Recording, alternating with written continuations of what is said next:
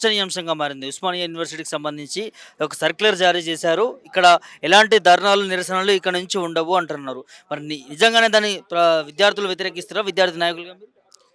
ఉస్మానియా యూనివర్సిటీలో సర్క్యులర్ ఏదైతుందో ఇది మొత్తం కూడా అప్రజాస్వామికమైందని చెప్పేసి యూనివర్సిటీ విద్యార్థులుగా, అలాగే యూనివర్సిటీలో ఉన్న ప్రొఫెసర్లుగా, అవుట్ ఆఫ్ టీచర్స్ అసోసియేషన్ కావచ్చు, అన్నీ నాన్ టీచింగ్ కావచ్చు, ఇతర కాంట్రాక్ట్ అసోసియేషన్స్ కావచ్చు, అందరూ కూడా దీన్ని వ్యతిరేకిస్తూ ప్రెస్ నోట్ రిలీజ్ చేయడం జరిగింది ముందుగా.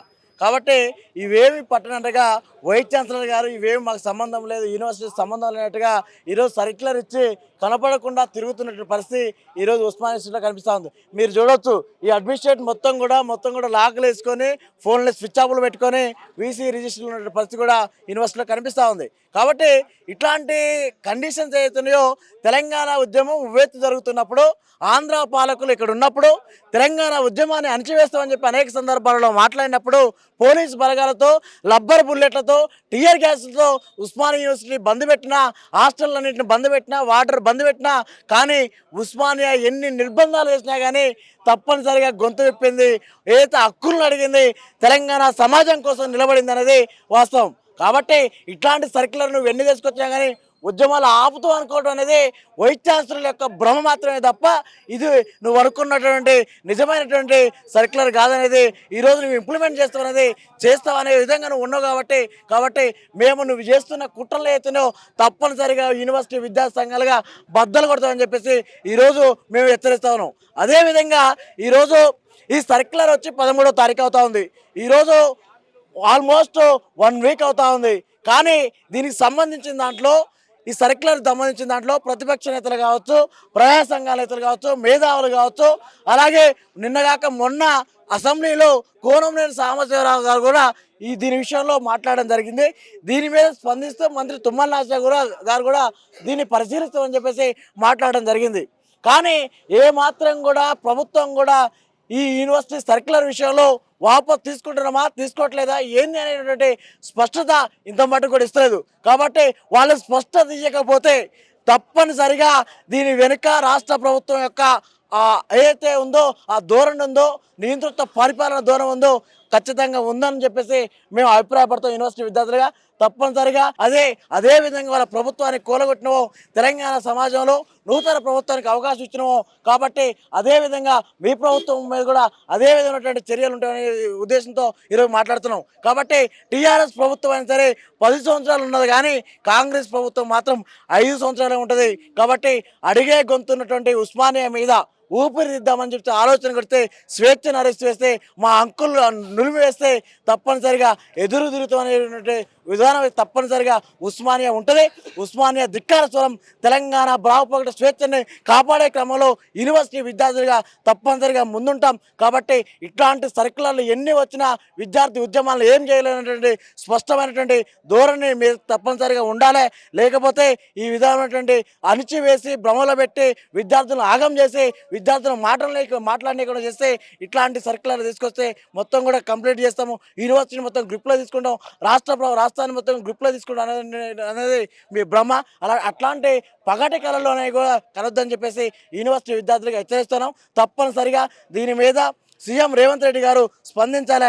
లేని ఎడలో భవిష్యత్తులో అసెంబ్లీ ముట్టడిస్తాం, సీఎం రేవంత్ రెడ్డి ఇల్లుని ముట్టడిస్తాం, యూనివర్సిటీ అడ్మినిస్ట్రేషన్ ముట్టడిస్తాం, విద్యార్థి ఉద్యమాల్ని తీవ్రతరం చేస్తామని చెప్పి హెచ్చరిస్తా ఉన్నాను. చెప్పండి బ్రదర్, ఎట్లా చూస్తారు? సర్క్యులర్ జారీ చేసారు, నిజంగానే మరి ఇక నుంచి ఉస్మానియా యూనివర్సిటీ ఎలాంటి ధర్నాలు, నిరసనలు చేయరనుకోవచ్చు?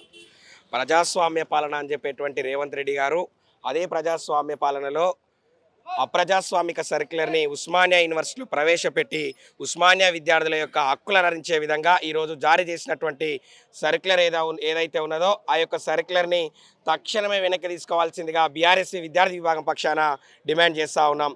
రేవంత్ రెడ్డి గారు ఈరోజు అప్రజాస్వామిక సర్క్యులర్ని ఉస్మానియా యూనివర్సిటీలో ప్రవేశపెట్టి విద్యార్థుల హక్కులను హరించాలని ప్రశ్నించేటువంటి విద్యార్థుల యొక్క గొంతు నొక్కాలని చూస్తూ ఉన్నటువంటి తీరును కూడా మేము ఖండిస్తూ, రాష్ట్ర వ్యాప్తంగా విద్యార్థులకు ఉన్నటువంటి సమస్యలు కానీ, రాష్ట్ర వ్యాప్తంగా విద్యార్థులు గురైతే హాస్టల్ సమస్యలు కానీ, మరేదైనటువంటి విద్యార్థుల సమస్యలను ప్రశ్నించేటువంటి వేదిక అయినటువంటి ఉస్మానియాను గొంతు నొక్కి ఉస్మానియా యూనివర్సిటీని కప్పిపెట్టేటువంటి ప్రయత్నం చేస్తున్నటువంటి రేవంత్ రెడ్డి గారు తీరు చూస్తూ ఉంటే హాస్యాస్పదం అనిపిస్తూ ఉంది.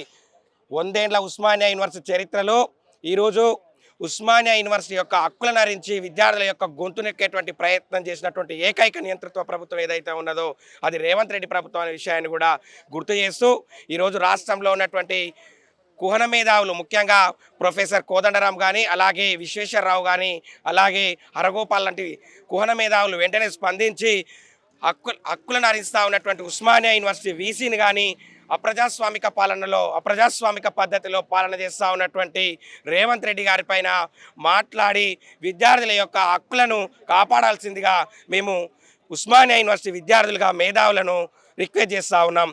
అలాగే ఈరోజు బడ్జెట్లో కానీ మరీ ముఖ్యంగా ఉస్మానియా యూనివర్సిటీలో అనేక సమస్యలు హాస్టళ్లలో మొన్నటికి మొన్న స్వయంగా మా హాస్టల్లోనే బ్లేడ్లు వచ్చి విద్యార్థులు రోడ్డెక్కినటువంటి పరిస్థితులు కూడా మనం ఉస్మానియా యూనివర్సిటీలో చూస్తూ ఉన్నాం. అటువంటి పరిస్థితులను కానీ పెంచిన ఫీజులను అడిగేటువంటి పరిస్థితి లేకుండా ఈరోజు ఉస్మానియా యూనివర్సిటీలో విద్యార్థుల యొక్క గొంతు కోసేటువంటి ప్రయత్నం చేస్తూ ఉన్నటువంటి రేవంత్ రెడ్డి తీరు మానుకోవాలి. రేవంత్ రెడ్డి గారు మీరు ఈ సర్క్యులర్ పేరిట మీ కుటుంబానికి రియల్ ఎస్టేట్ మాఫియాకు హెచ్సియు తరహాలో ఉస్మానియా యూనివర్సిటీ భూములను కాజేసేటువంటి ప్రయత్నం చేస్తూ ఉన్నటువంటి విషయాన్ని కూడా యావత్ తెలంగాణ ఉస్మానియా సమాజం గమనిస్తూ ఉన్నది. గుర్తుపెట్టుకోండి, అటువంటి చర్యలకు పూనుకుంటే రేవంత్ రెడ్డి గారు మీ జూబ్లీహిల్స్ గడి కూలగొట్టడానికైనా మేము వెనకాడం. బిడ్డ రేవంత్ రెడ్డి ఎక్కడికక్కడ మేము అడ్డుకుంటూనే ఉంటాం. ఈ యొక్క అప్రజాస్వామిక సర్కులర్ ఏదైతే ఉన్నదో అది వెనక్కు తీసుకునేంత వరకు కూడా మిలిటెంట్ తరహాలో ఉద్యమాలు చేసి మేము ఖచ్చితంగా ఈ యొక్క సర్కులర్ రద్దయ్యేంత వరకు కూడా బీఆర్ఎస్ విద్యార్థి విభాగం పక్షాన పోరాటం చేస్తామనే విషయాన్ని కూడా తెలియజేస్తా ఉన్నాం. సర్క్యులర్కి ఉస్మానియా యూనివర్సిటీ భూములకి ఏం సంబంధం ఉంది? ఇంతకుముందు మీరు మాట్లాడుతున్నారు. రేవంత్ రెడ్డి గారు ఈ యొక్క సర్కులర్ని ఉస్మానియా యూనివర్సిటీలో ప్రవేశపెట్టి విద్యార్థుల హక్కులను హరించి విద్యార్థుల యొక్క ప్రశ్నించేటువంటి గొంతులను నొక్కి ఈరోజు ఆ యొక్క సర్కులర్తో విద్యార్థి సంఘాలను కానీ విద్యార్థుల యొక్క హక్కులను హరించి ఆ తదుపరి రియల్ ఎస్టేట్ రాబందులకు ఉస్మానియా యూనివర్సిటీ భూములను కాజేసేటువంటి ప్రయత్నం, కట్టబెట్టేటువంటి ప్రయత్నం జరుగుతూ ఉన్నది. రేవంత్ రెడ్డి గారు గుర్తుపెట్టుకోండి, మీ తాతలు మీ ముత్తాతలు జేజమ్మలు సైతం ఆంధ్ర పాలకులు సైతం ఉస్మానియా యూనివర్సిటీలో ఎటువంటి ప్రయత్నానికి పూనుకోలేదు. ఈరోజు మేము చెప్తా ఉన్నాం, ఉస్మానియా యూనివర్సిటీలో ఏదైతే మీరు చేయాలనుకున్నటువంటి కుట్రలు ఉన్నాయో వాటిని ఛేదించడం మాకు సునాశయం. మీ యొక్క కుట్రలను తిప్పికొట్టకుండా మేము ఊరుకోమనే విషయాన్ని కూడా తెలియజేస్తూ ముగిస్తా ఉన్నాం.